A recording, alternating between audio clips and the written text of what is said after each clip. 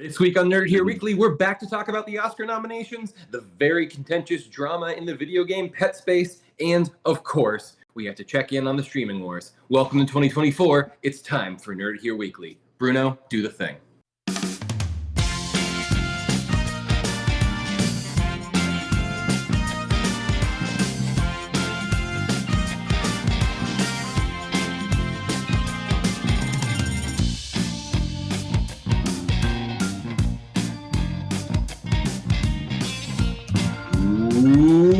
Welcome to Nerd Here Weekly, the only entertainment news show that doesn't think the Oscar nominations are a reason to come back from our month-long hiatus early. I'm Riley Trahan, and as always, I am joined by my co-host, Deepak Chitness.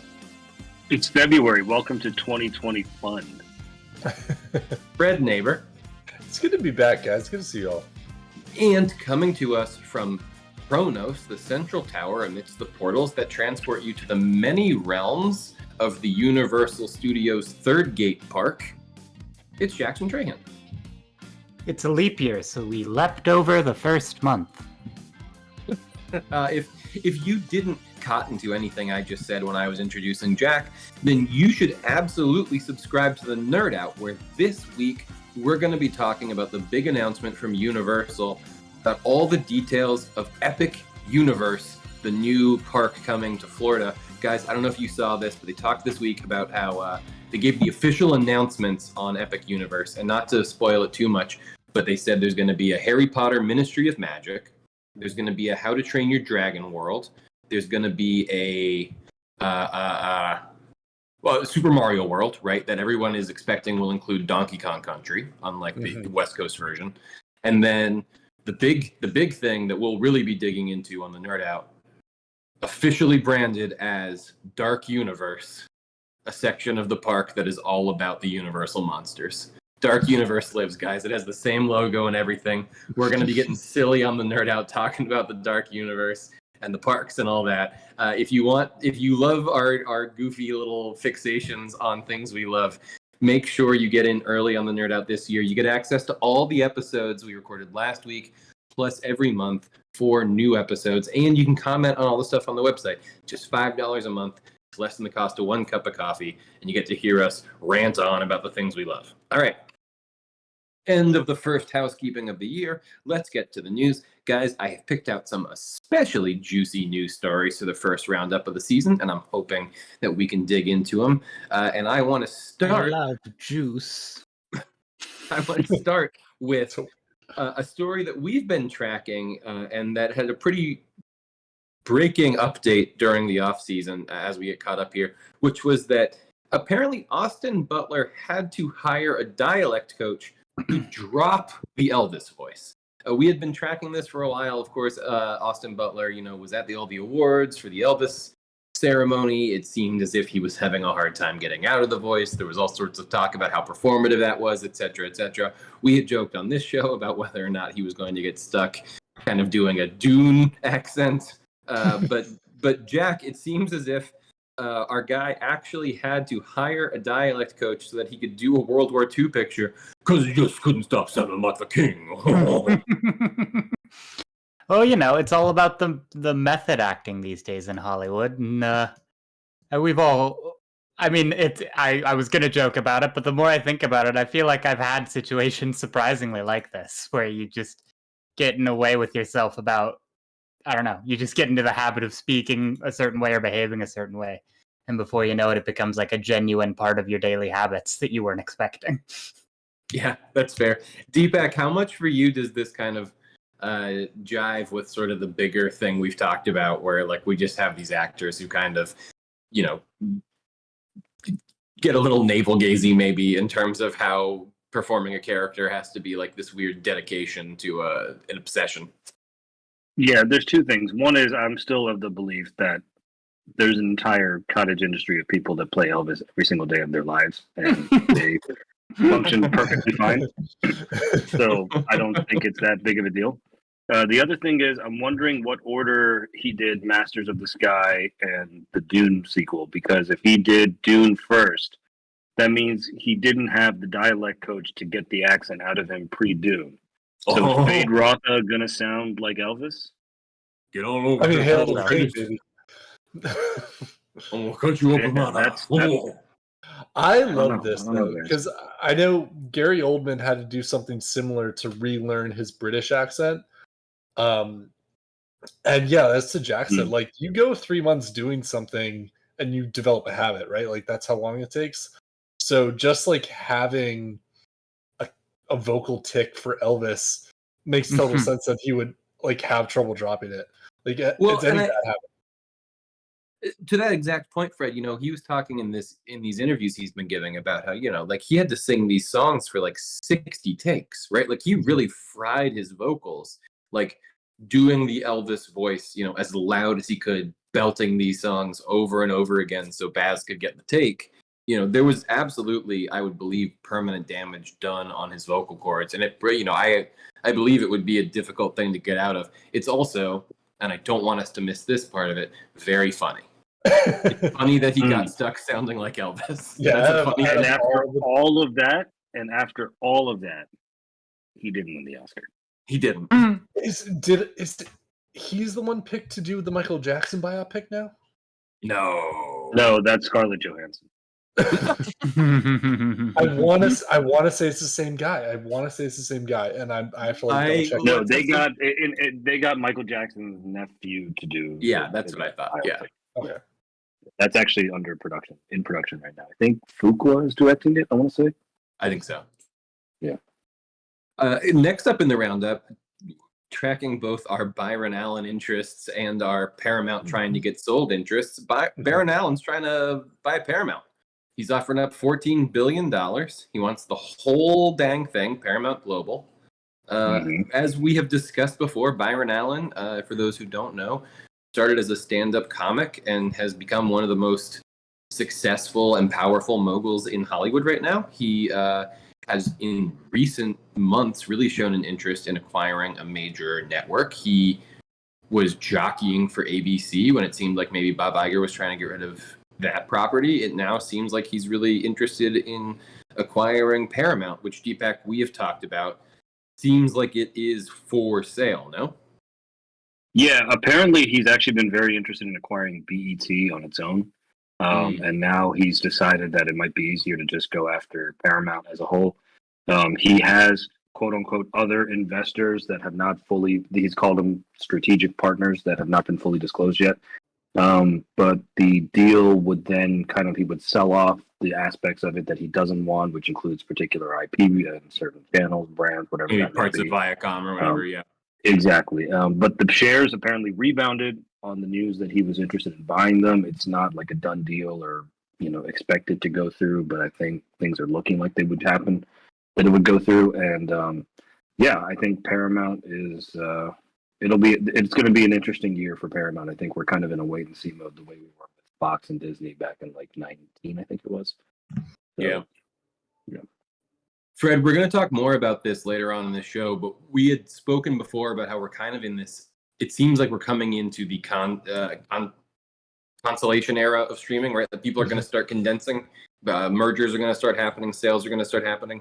Do you suspect, I guess I had never really thought about the idea that like just billionaires and trillionaires might just start hopping in here and snatching up networks. How do you think that like changes the way we need to expect? Is this going to start being, we've talked for a long time about how it's a tech industry. Is it going to start looking a lot more like a tech industry, do you think? It might. I don't expect that this will be entirely different than what we're previously used to or were expecting. Because I think even if billionaires do go in and buy it, they're just buying the majority shares, right? That's what's happening. And so they're still like beholden to shareholders to do certain things. And so their motives haven't changed at all, I don't think. And so I think we're going to still see like some of the same basic things. I don't think that this is comparable to like a Twitter situation where Elon Musk just takes over and starts doing batshit crazy stuff because he's the sole owner. I think this is still like relatively safe and within what we're used to. I think Baron Allen is just a crazy character in general. I think I had not heard of him until we first talked about him earlier last year. Going from stand-up comic to billionaire mogul is such a wild story. Yeah, man. And it's just the fact that we're even talking about him potentially buying Paramount is mind-boggling to me, period. And like, I encourage people to look up more about him and like his rise through the ranks. It's fascinating. He's got a great story. He's got an absolutely insane story. Yeah. I if he got it, I mean, listen, I can't think of a Hollywood figure farther afield from Sumner Redstone than Byron Allen. So if he wants to get his hands on Paramount, then I welcome him to do it and start to shake things up. I think that'd be fun. All right. Next up in the roundup, Fred Neighbor unfortunately nutted himself to death earlier this week when it was announced that Destiny 2 and Mass Effect were going to have a video game crossover. For more on this, we go to the reanimated corpse of Fred Neighbor. Fred, how you doing? Look, I am so excited that our first show of the year, I get to talk about Mass Effect. Yeah, and so rarely do. Yeah, Mass Effect 3 came out in 2012. Mass Effect Andromeda came out in 2017, and Mass Effect Trilogy Remastered came out in 2021, and I still find excuses to talk about this game. I am so happy. It's nothing new. Destiny 2 partners up with different video games all the time to sell cosmetics. They have a God of War skin. They have a couple other ones I don't remember off the top of my head.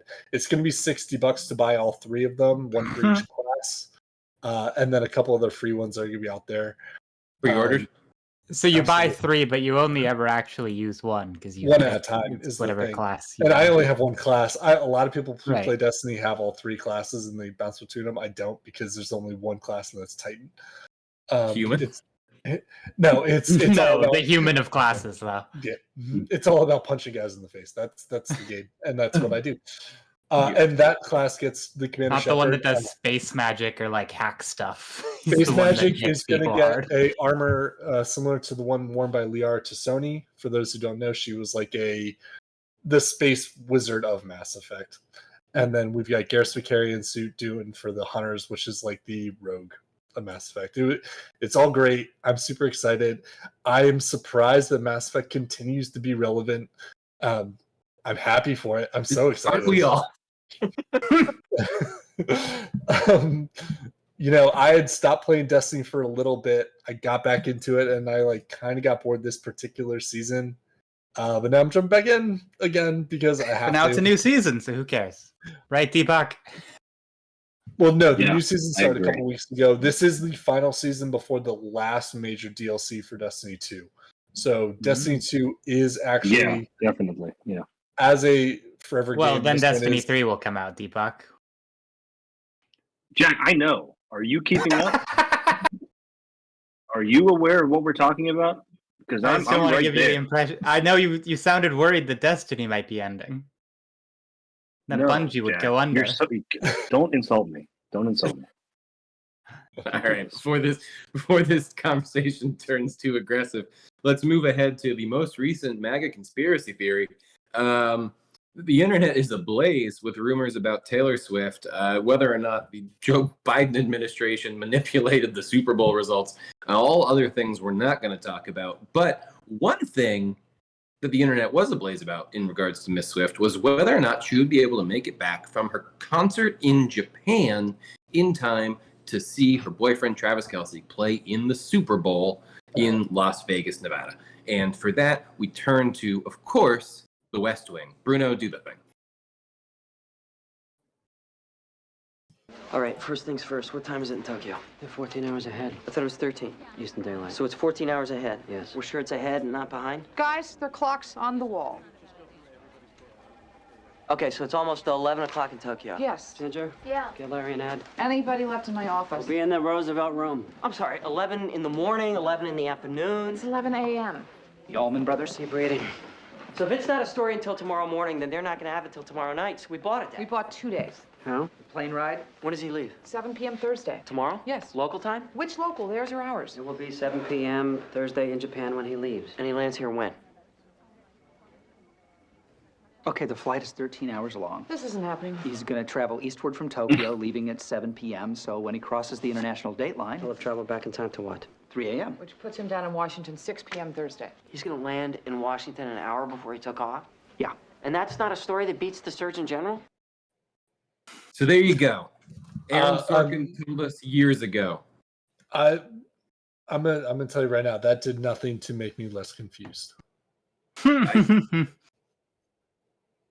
it was very clear. They can be back an hour before. She can be here an hour before she took off.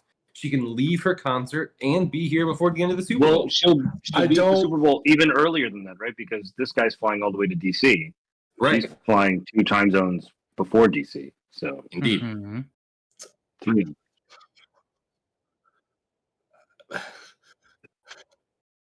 She can do her concert while at the Super Bowl. We should all just use the same time. People will get over it. It needs to be nighttime when it's night. She had to have already been at the Super Bowl. Right. She's actually, her concert in Tokyo is actually the Super Bowl halftime show. It's a temporal pincer movement by Swift.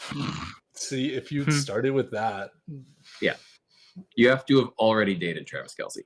Anyway, all these idiot monsters who are grumpy that she shows up in 25 seconds of a football game need to reckon with their... She's hot. Let them show hot girls.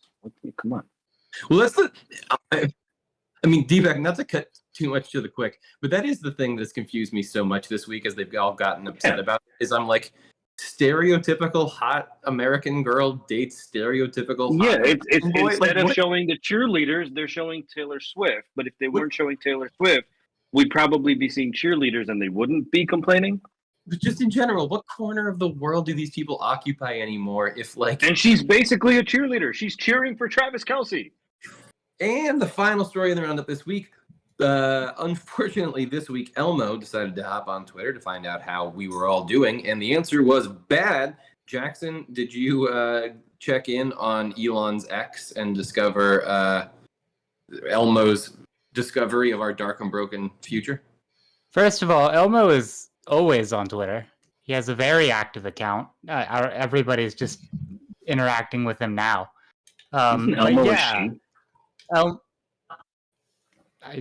the person who plays Elmo is a she, but I believe Elmo self-identifies as a man.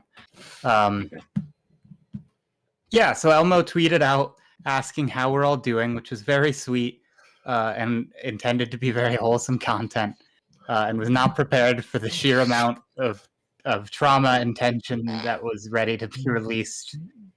There were a pretty wide number of different responses, ranging from people reasonably just telling Elmo that they're, having a bad day, to some people who said things like, quote, "Every morning I cannot wait to go back to sleep. Every Monday I cannot wait for Friday to come."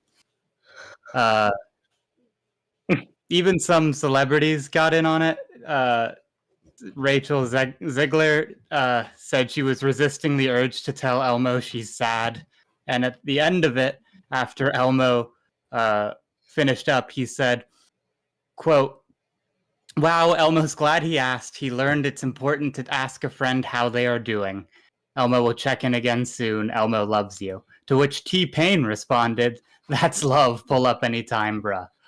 So this is... I'm a little disappointed. A true unification of the people that happened on this day, which I think is really beautiful in a certain way. I had a lot of really... Ziegler just say, "I feel pretty. Oh, so pretty." Hey. No, that's not actually, but she should. That's fair enough. I had a couple that I really liked, if I could just call them out. Among Us, the video game, replied, "Suffering." Oreo Cookies replied, "Ran out of milk. You do the math." Sour Patch Kids replied, "Do you want my real answer, Elmo?" And then in what might be... I mean, Chipotle had a pretty craven fame grab of craving a burrito. What's Elmo's Chipotle order? But rude, frankly. One that did stand out. I agreed. But one that did stand out to me that I just wanted to make sure I read it off on the show before we moved on was, and if you want to call out who you think this was from before I finish reading it, feel free. "Dear Elmo, it was kind of you to check in on all your friends this week. I have been busy making a lot of marmalade. How are you doing?" From our good friend Paddington Bear. What wholesome... I'm glad Paddington's having a good week. Paddington's doing fine, man. He's doing good. He's holding up. Two quick things. Yes. One is the grid frozen for anyone else? Not looking at it. No. Okay. So that's just me. It looks Yeah. frozen. The other thing is there's quick breaking news that apparently Quentin Tarantino's final film, entitled The Film Critic, will star one Bradolf Pittler. So, Brad. one more time? I'm sad I Brad. threw my hands up in excitement. Brad. Brad Pitt. Okay. You didn't say that though. You said. I mean, No, I said it. I said it. I He said it. did The say Sacha that. Baron Cohen. He hit it inside a bigger word. He did say it. He just. All right. After that mayhem, give us a break to regroup, and we'll be back on the other side to talk about how the Oscars got nominated. So catching up on some of the biggest news that's happened since we've been away. The Oscar nominations were announced, and Deepak, we like to usually go through these, talk about the biggest snubs, the biggest surprises, the stuff we think is going to win, the stuff we think is an honor to be nominated. What jumps out to you as just sort of lead discussion points here on the Oscar nomination situation? I'm going to skip over the Barbie of it all because I don't think it's a very interesting conversation. I understand why people are upset. I think they have a right to be upset. I personally would have nominated Margot Robbie. In fact, I think she was the most deserving of a nomination out of the entire cast. I thought Ryan Gosling was funny, but kind of preening and overacting. And I thought America Ferrara was, again, good, but was kind of a one-scene We're wonder. rapidly approaching not glossing over. Right. I would like to draw attention to the fact that, or rather the insinuation that they don't necessarily care for Killers of the Flower Moon as much as we might have thought they did. It missed out on adapted screenplay, which is a stacked category. We have American Fiction, Barbie, Oppenheimer, Poor Things, and The Zone of Interest. I think that the movie that wins adapted screenplay will ultimately also win Best Picture. The director nominees are Anatomy of a Fall, Killers of the Flower Moon, Oppenheimer, Poor Things, Zone of Interest. Oppenheimer has the most nominations with 13, but Poor Things is right behind it with 11. And I think there's the possibility of a director-picture split where Poor Things wins picture and adapted screenplay, but I think they finally give Nolan his due with director. Most interesting, I think, is actress. We have Annette Bening for Naiad, Lily Gladstone for Killers of the Flower Moon, Sandra Hüller for Anatomy of a Fall, Carey Mulligan for Maestro, and Emma Stone for Poor Things. Most of the year, it was pretty much foregone conclusion that Lily Gladstone was going to win for Best Actress for Killers of the Flower Moon. Until recently, Poor Things has become a very well-liked movie. Obviously has more nominations, if only by one, than Killers of the Flower Moon.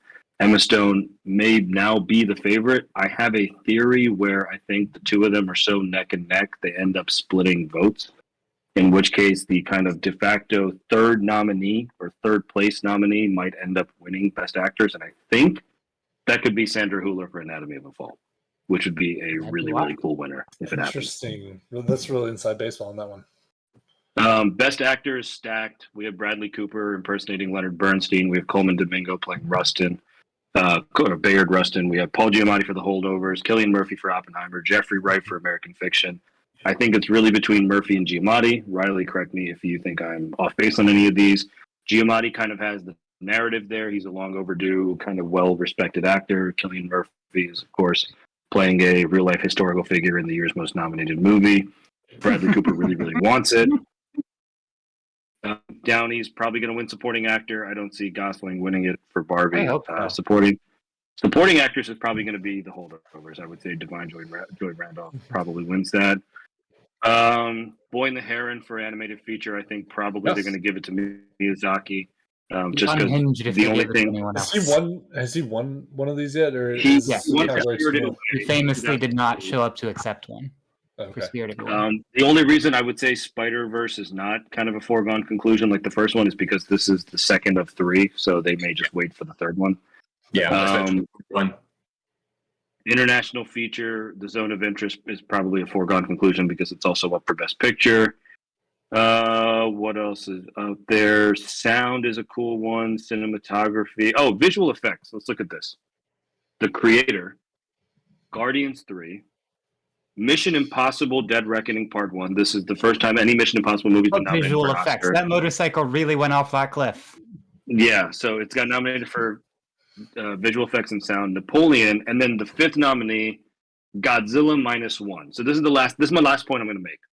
If you look at what the award is actually called, it's not best visual effects. It is best achievement in visual effects.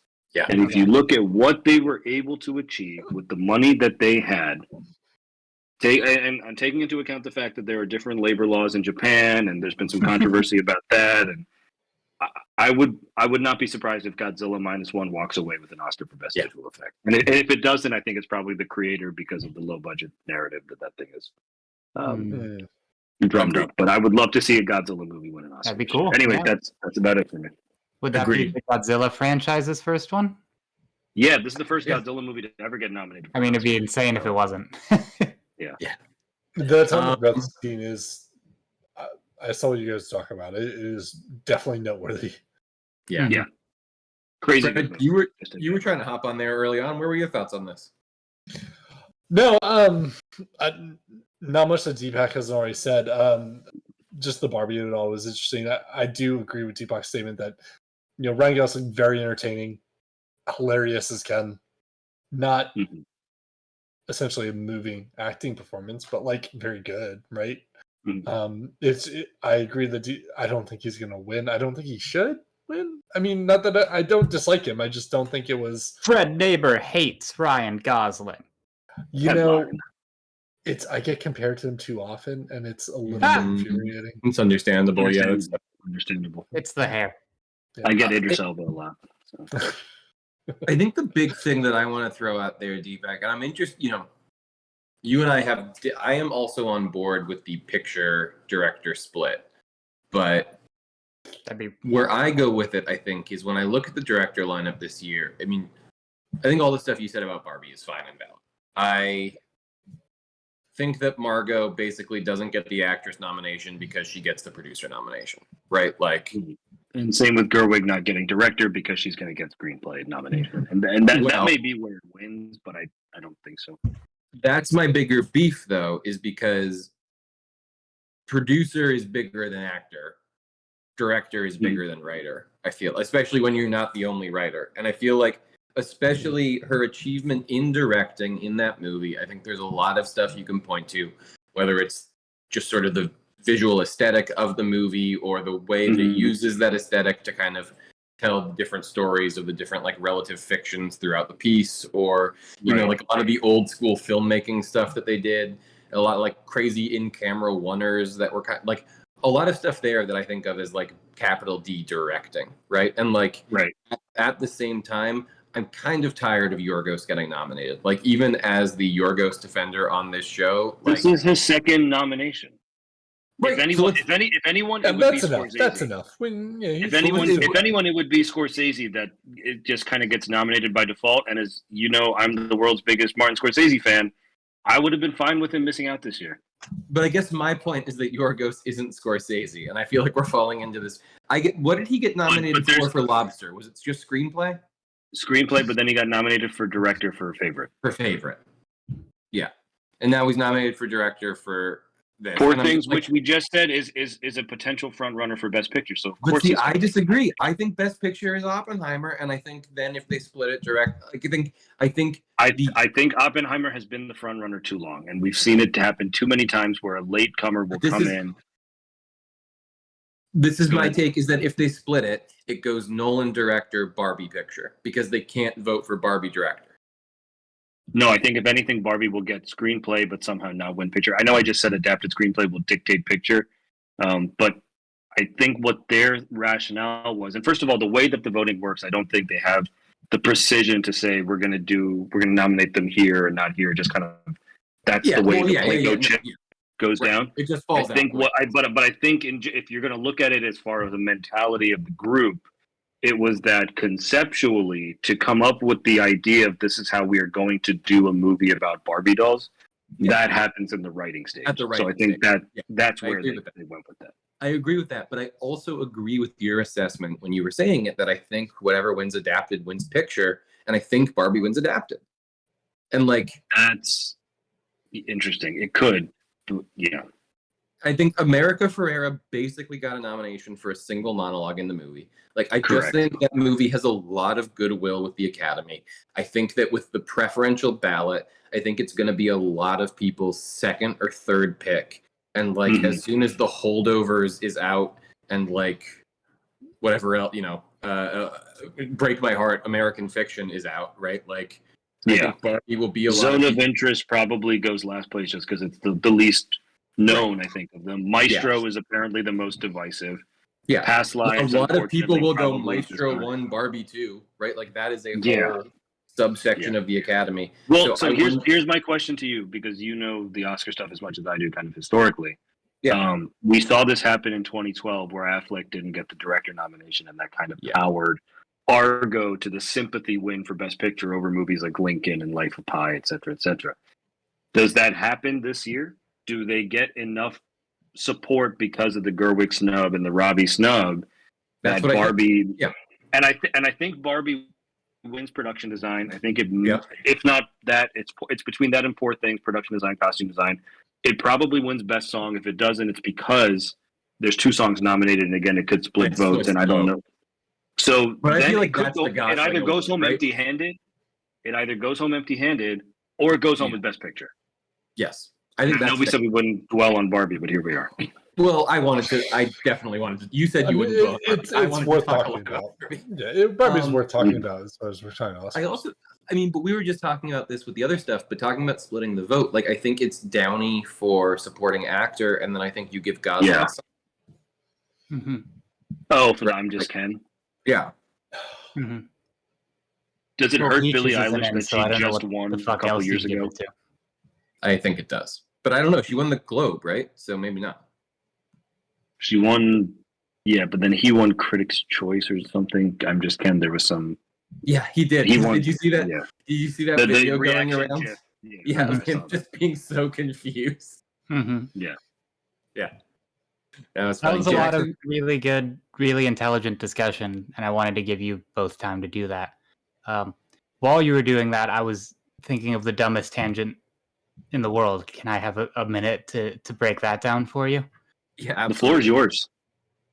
Because you said, like, in your mind, producer is above writer, or producer is above actor, and director is above writer, or something like that. Yeah. And that just made me start thinking about like a chess set where the pieces are different roles in the production of film. Okay. So King is producer, Queen is director. That's interesting. I would have done the other way around, but that's amazing. Why I wanted to get your opinion on it. Feedback, and I love that.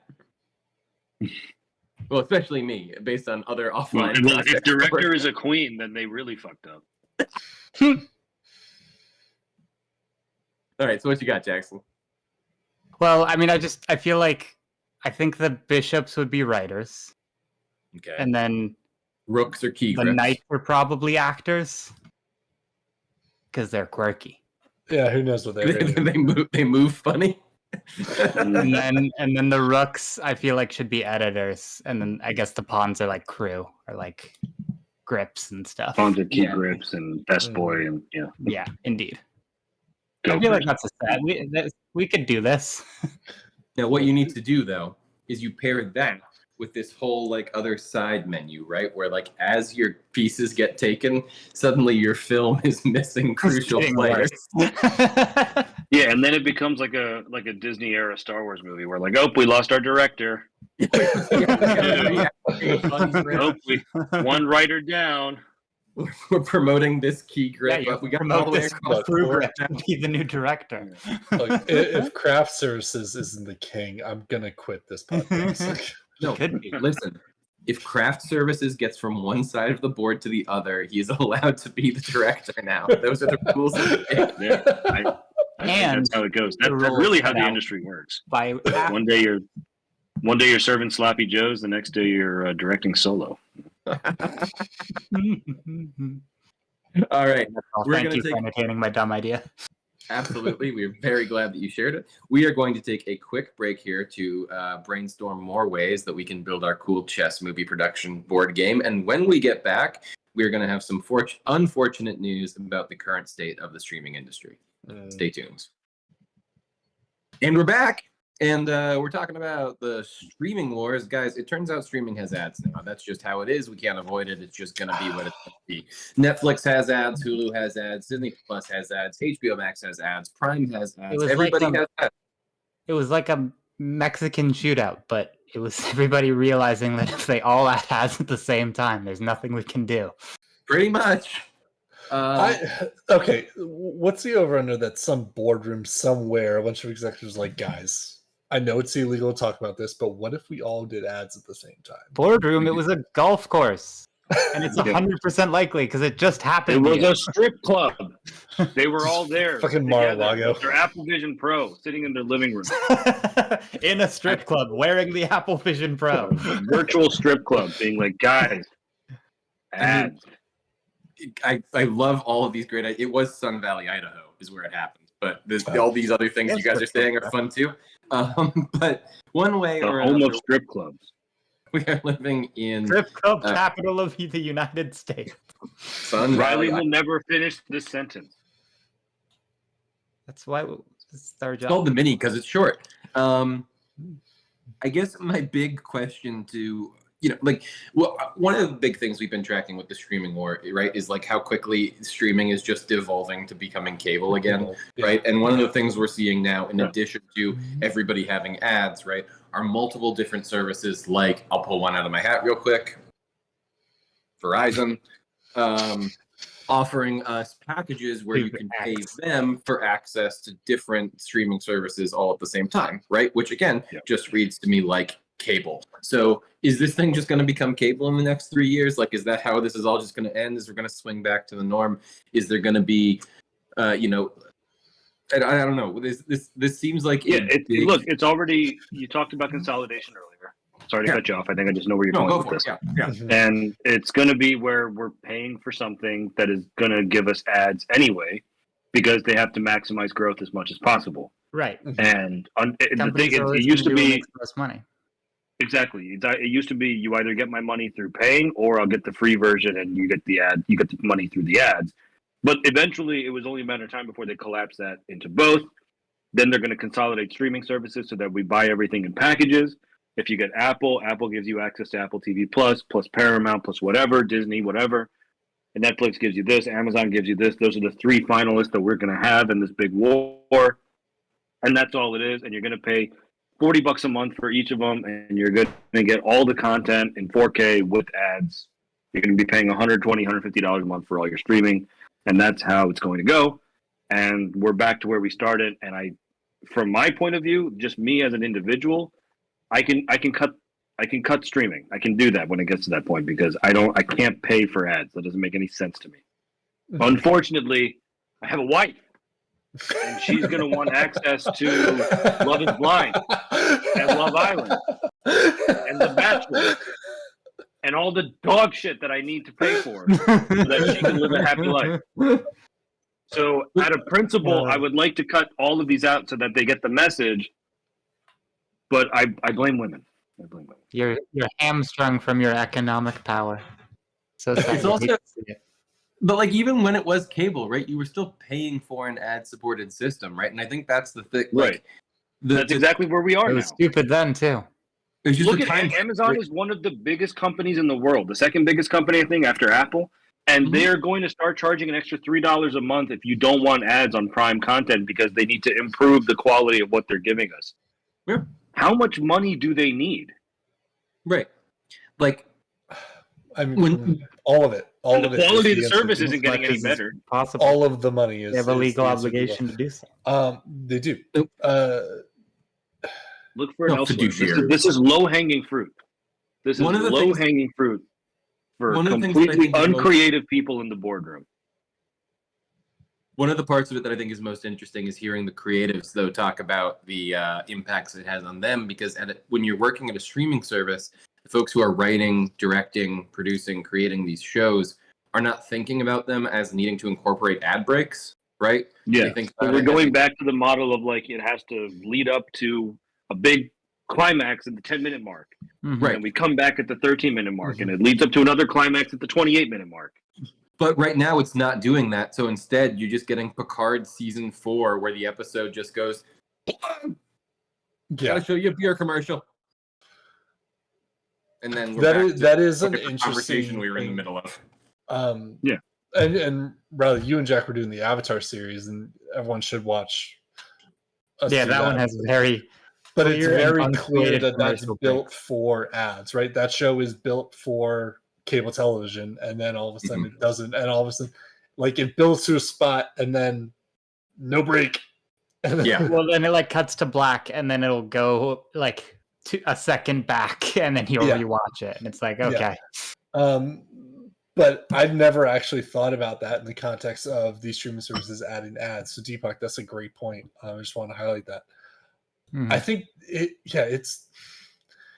is kind of wild. I think that the alternative is like a premium Netflix subscription to watch certain Netflix shows, and I really, really, really do not want to do that.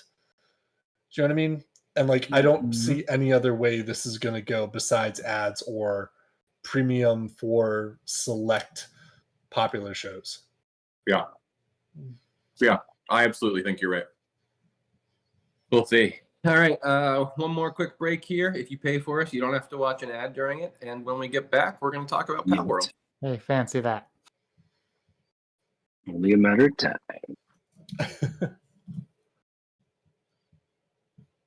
And we're back. And Jackson, there is a new grungy little Pokemon knockoff doing its bad, dirty thing around town. Tell me about it. Yeah, all right. Oh, So you might have heard about this.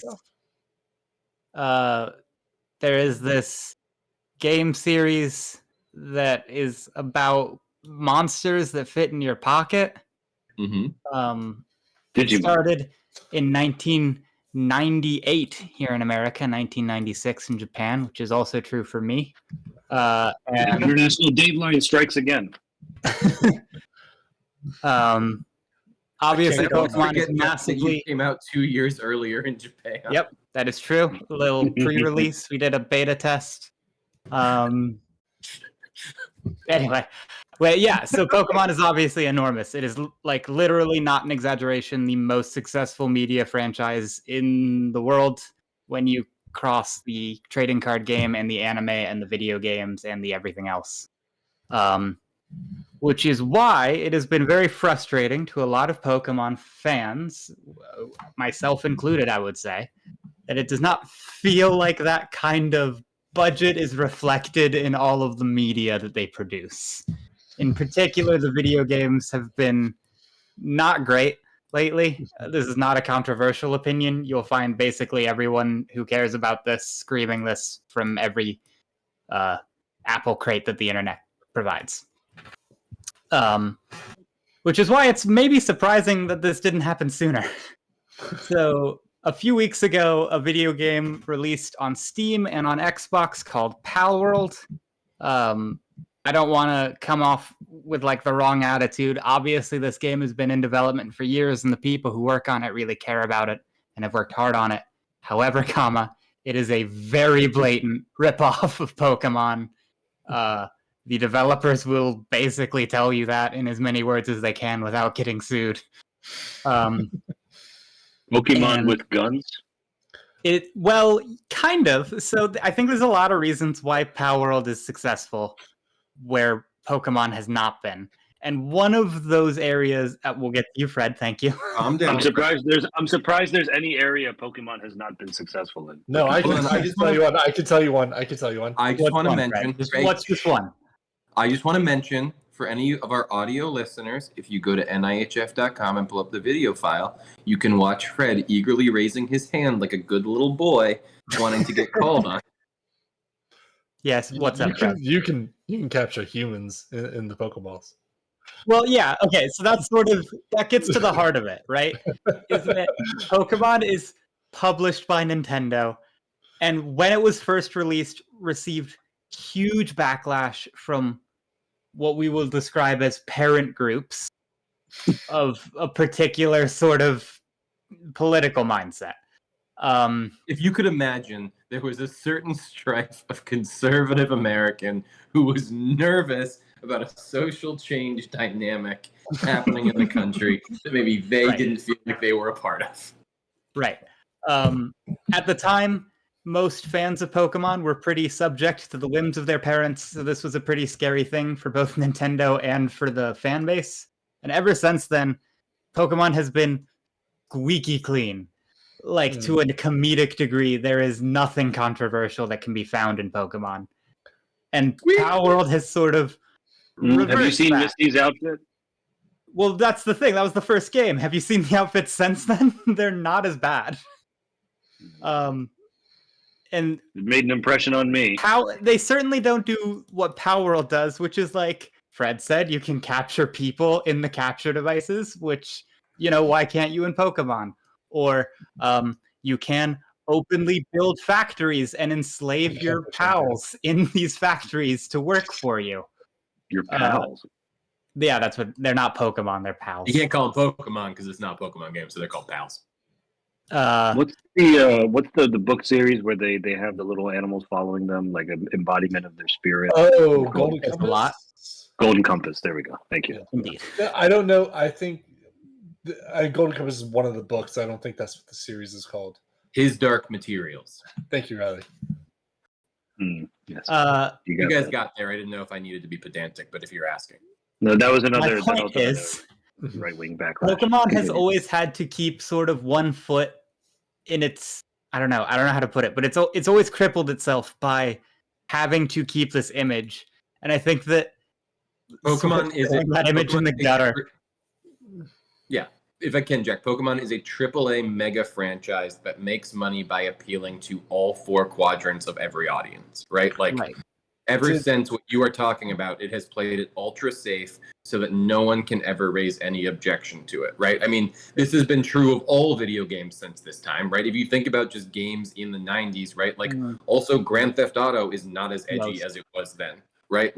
Just in general, they've sort of dialed it back. Fred. Did anyone tell the guys that write the lore for each specific Pokemon that? Because That's true. No, this does slip through the cracks in a few places. You're not wrong. Definitely not. You're not wrong at all. But also, nobody told that to the guys that whatever, there's like the code in the game where you can make the Sims naked or whatever, right? Like this shit sneaks in. But by and large, I think that's the thing you're speaking to, Jack, right? Is that like a AAA mega franchise has to be just kind of generic appealing. Mm-hmm. Yeah, and aside from that, even it has been deteriorating in quality, and so there was this. This feels inevitable that this would happen, but obviously, if you haven't heard, I suppose we haven't said it in so many words. Palworld is exploding. Yeah, it has a huge number of users. Yeah, way, frankly, more than I could imagine this very small team of developers was prepared for. It sold 12 million copies on Steam and is the biggest third-party launch on Game Pass ever. Is it just online, or have there can you been play single player with it, or have there been server capacity issues and things like that? Or they're able to handle? Not as far as I've heard. Yeah, I don't know. I'm sure at times, but they seem to be at least putting the money they need in, which they have now, to keep up. Mm-hmm. Yeah, because I mean, I would. If anyone's curious, I would buy it as soon as you could. I don't know. It's not going to be there for long. Yeah, I would get a. So hey, Nintendo we're has. always out here. We're always out here stumping for physical media. I might get a hand on this. One does not exist for this one. Well, yeah, I don't think it's there. As of today, Spec Ops: The Line is off all digital sales. Yeah, Spec Ops had to go off because they lost rights to the guns that they use in the game. Yeah. Which is a whole thing. We won't digress too much, but Nintendo has they're aware, obviously, they can't not be, and they've released the vaguest of legal baked statements saying games have released that we are aware of. We will investigate.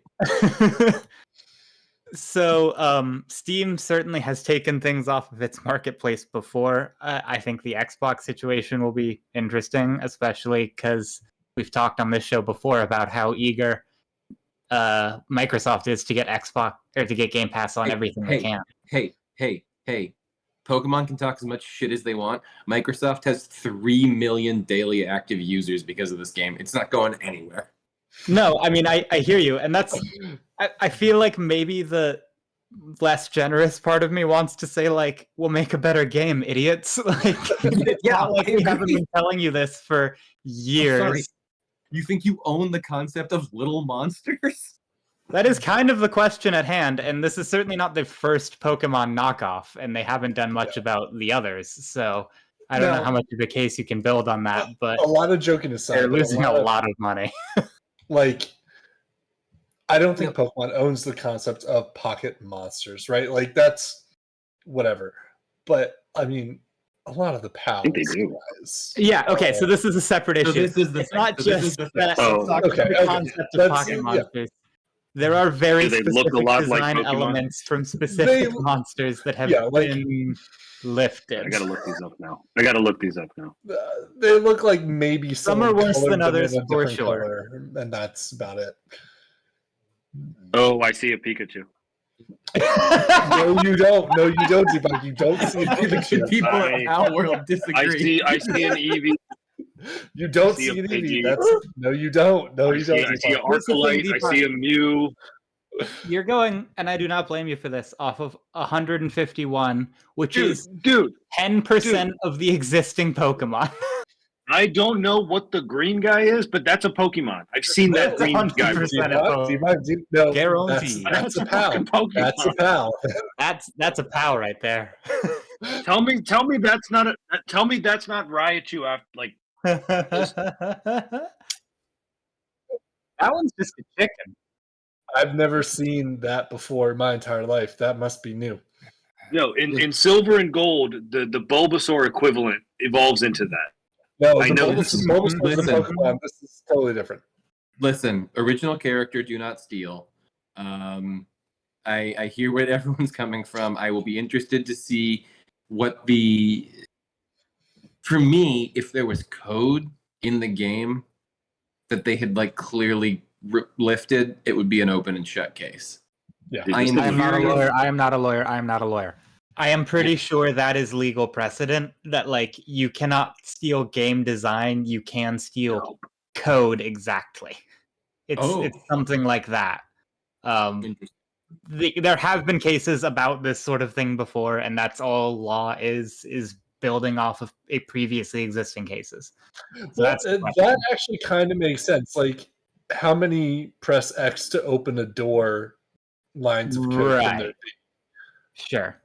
I don't know enough to speak on this, obviously. Yeah, no, fair enough. But seeing how this progresses will be fascinating. And yeah, I think, Fred, you have a point. If this is the sort of thing you're interested That's in, Eevee. get the video podcast to watch Deepak frantically point at different pals and shout that that's Pokemon. NIHF.com to just watch Deepak devolve into pointing at his iPad, screaming at us. Yeah, man, we're not disagreeing. I like the little chicken guy though. Oh, there you go. Also, the This is fun. Pokemon This number is fun. 69 is a buxom, like, feminine type who wants to do sex to you. I'm pretty sure that's Whoa, which one is it? What's her name? I don't. Yeah, Pal. Sorry. That's disgusting. Where is it? This was something I saw in a meme, but it sounds like something the devs would absolutely do. Oh my god, that's so gross. Where can I find that? So Bruno is so done with us. So Jack, what do you think the there's so most many of likely them. outcome Where? of Which all this one? is? Do you think the game gets put on a hiatus? Do you think they skate through? Do you think we end up getting Palworld 2 with 150 more Palmon sometime soon? I think. Okay, that's a fair question. Let me give you two scenarios. The one that I would love to see is that Nintendo takes this and sort of sees this as an open market. I don't think people, not to be rude, want to be playing Palworld. I think they want to be playing good Pokemon. And if they released a good Pokemon game that would funnel users back out of this, I don't think it's... I would be surprised if they genuinely had to, like, stop selling the game entirely. I would be less surprised if it got taken off of Steam. Steam has taken games off for less before. It is a private marketplace that they own, so fair enough. the developer or one of the developers of Palworld said that part of their inspiration was that Steam would basically let you put anything on it, which is sort of saying the quiet part out loud. Yeah, Like thing a to say riot to the shoe press. Snorlax bastard child. Yeah. But they do, right? Like that's It's also They're I very just- lax, but I think this is getting enough attention that they're going to start turning a stricter eye onto it. I like I said, I don't think that's impossible, but I don't think the game is going to be impossible to get anytime soon. Honestly, with the way it's selling, I would not be shocked if it gets a physical release. It's doing very well. If it gets a physical release, would it be on Xbox One? Because I'll buy it. I'll play it. Yeah. Presumably, that's what it's on right now. You can pay like $10 and have it right now. Oh, really? Do I have to have a subscription? You need to or can I get just- Game it's Pass. a We'll one-off? talk about it afterwards. It's probably like Yeah, 15 we'll- now. Inflation's a bit. We'll talk you through this. It's fine. You're good. You can buy just the want- digital. I just want a one-time purchase of this. I want a one-time purchase of GoldenEye. Yes, I know. Why can't I have nice things? This game's also half the price that the recent Pokemon games have been. It's ridiculous.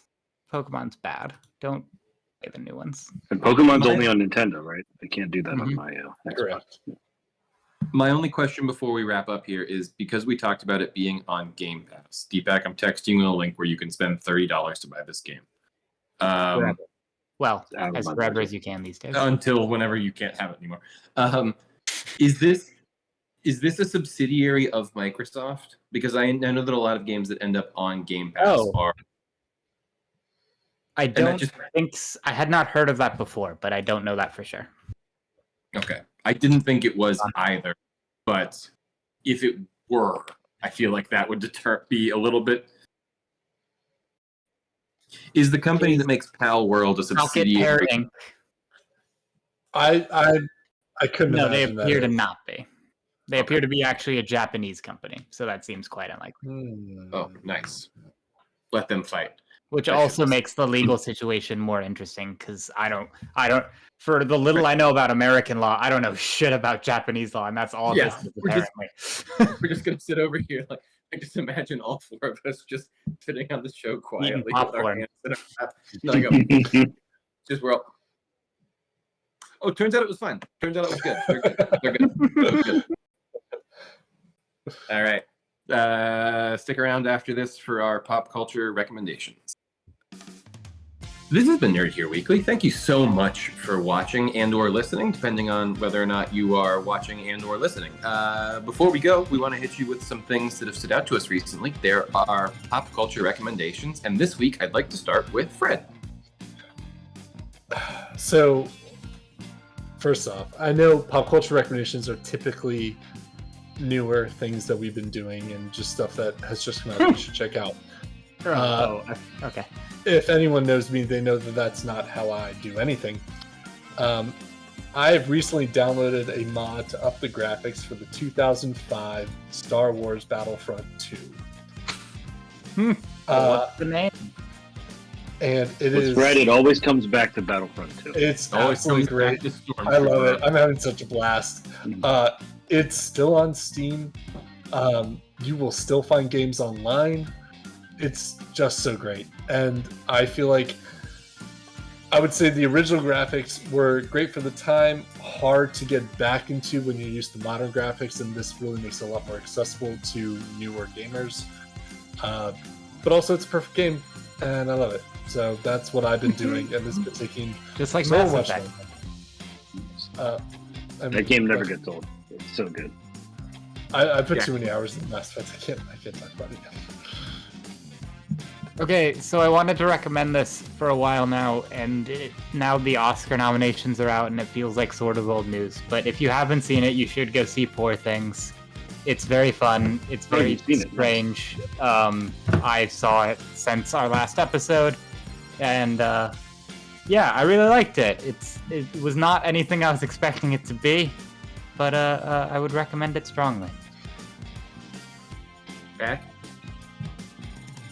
I'm in my dad phase, as I mentioned in a previous episode, watching a lot of old stuff. So I started watching The Saint on Peacock, old Roger Moore black and white British TV show that has a lot of fun to spot the cameos from actors who were also in the Bond movies and things like that. And It's really, really nice to see 1960s London, New York, Rome, wherever he goes. Most of it's studio based anyway, but fun. Is that at all related to the Val Kilmer movie? I was gonna say Kilmer did the Val Kilmer. It's a very loose remake, apparently. I haven't seen it's it. like Got it. no. So the Kilmer movie, to put it in context, is kind of trying to do what Tom Cruise does with Mission Impossible, right? Tom has the success taking the Mission Impossible TV show and turning it into a modern action franchise. The Kilmer movie is kind of trying to do that with The Saint. Okay, cool. Yeah. But the show is really, really cool and fun to check in with. I would absolutely double down on Deepak's recommendation. It's basically just like a Roger Moore James Bond TV show, right? But he's not Bond; he's the Saint. Right, he's but the it's Saint. like, Yeah. it's a different kind of He character. just like goes around helping people with their problems, and they end up being easily murdered. It's kind of Columbo meets Bond a little bit. Yeah, that's a good way of putting it. These are a few of my favorite things. For me, a little bit of a cheat because as we record this, I technically haven't seen it yet, but I'm in the bag enough and I know myself enough to know where I stand. So in only a few hours from my time, I will be able to watch Mr. and Mrs. Smith on Amazon with ads, unfortunately. But the Donald Glover and former Phoebe Waller-Bridge project is getting a lot of really great reviews. I'm even more excited to watch it than when we last talked about it on the show. And I have just been cackling the whole way that Donald Glover had to replace Phoebe Waller-Bridge. And I mean, he cast a very talented actor, so I'm very excited to see who did really great work on Blue Eye Samurai. And I'm really excited to see her range out into cool undercover spy lady. But also, having listened to a lot of Childish Gambino music, the fact that Donald Glover cast an Asian woman to play his wife on a TV show is unhinged, because he is not at all shy about talking about how attracted he is to Asian women in his rap music. And I just think it's very, very funny. I'm so positive you'll like it that I'm confident putting this. Like, if you don't, you can send Bruno a message to put an edit point in, but that will not happen. I'm so sorry. I was sure I would love it. No, yeah, I'm sure I will love it, but it's getting really good reviews, and it's just already making me laugh, and I haven't even seen an episode of it yet. So Mr. and Mrs. Smith, it's on Amazon. It's gonna make me figure out what my Prime password is for the first time since Lord of the Rings was on. This has been Lord of the Weekly. Thank you so much for listening. We're back in the new year, baby. Don't forget to check in later on in the week when we're gonna be talking about the Universal Epic Universe, I think is what the park's called. I don't know. We'll talk about it then. That's a flawless name. The Universal Epic Universe. Yeah, that sounds about right. Yeah, That's almost definitely what it's called, I think. Anyway, $5 a month for access to the Nerd Out. Thank you so much to Bruno Meneses, who edits and produces the show and deals with all of our horse shit. What's up with our nonsense?